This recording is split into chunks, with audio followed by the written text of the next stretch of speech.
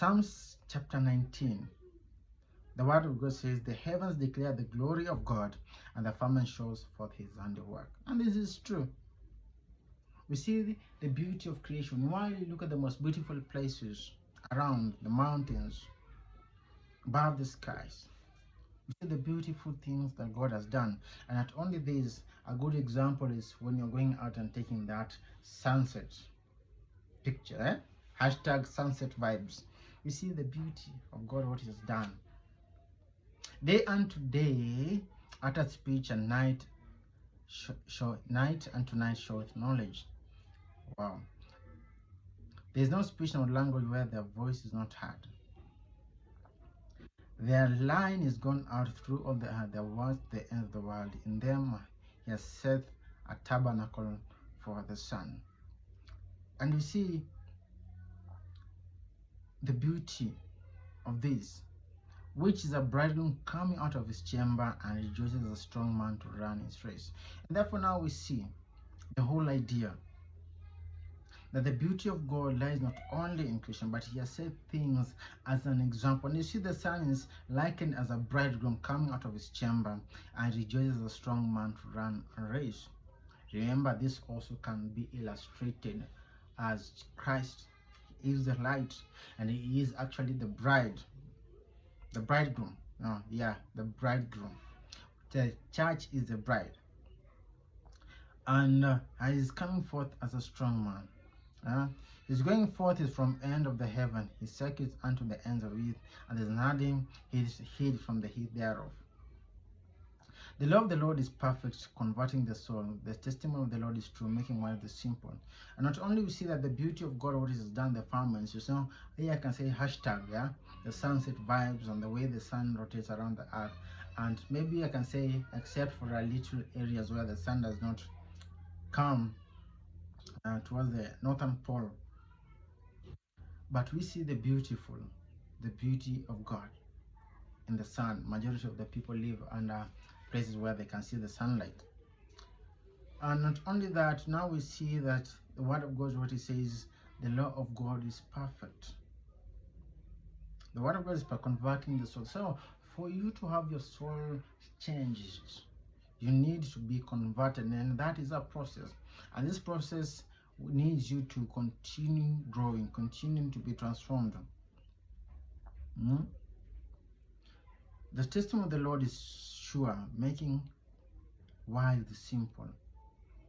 If you continue to rely upon the word of God, it's going to change your life. It's going to change how things operate in your life. The statutes of the Lord are right, rejoicing the heart, and the commandments of the Lord is pure, enlightening the eye. The words of God, they are right. They rejoice the heart. You know, at the end of the day, our human beings usually say the heart on its own is wicked. It's always trying to search out for different things to fill that void. But that void cannot be filled with women. That void cannot be filled with money. That void cannot be filled with experimenting with other things, drugs and all that. Can only be filled with God. And your heart will rejoice. The commandment of the Lord is pure, enlightening the eyes.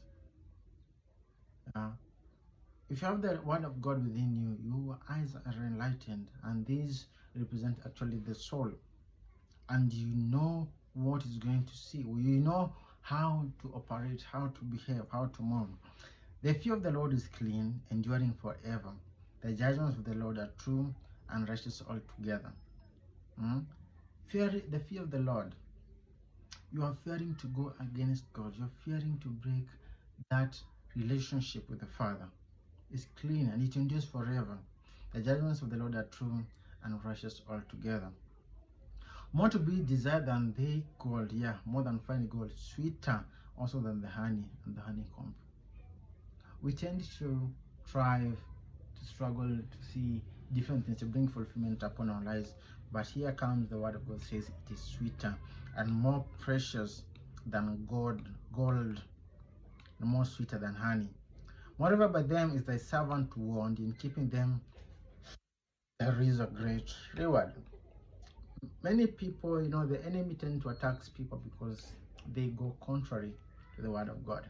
And when they go contrary to the word of God, he finds a legal ground to taunt us, to harm us. But when we read it, we are warned. And he keepeth them that there is a great reward unto our souls. Who can understand his errors? Cleanse thou me from secret faults. Keep back the servant also from presumptuous sins. Let them not have dominion over me. I shall be upright and I shall be innocent from the great transgression. And he brings up who has understanding, that he understands his own errors. Each and every one of us know their weaknesses. They know their shortcomings. And he says that by your word, keep me, O God, that they may not have these presumptuous sins, these sins that are easily overtake me. Keep me, O God, that I may stand right. Sometimes we are our own worst enemies, and therefore we need external help to help us. Let the words of my mouth and meditation of my heart be acceptable in the sight, O Lord, my strength and my redeemer. Now you see, the words of my mouth and meditation of my heart to be acceptable in the sight of God.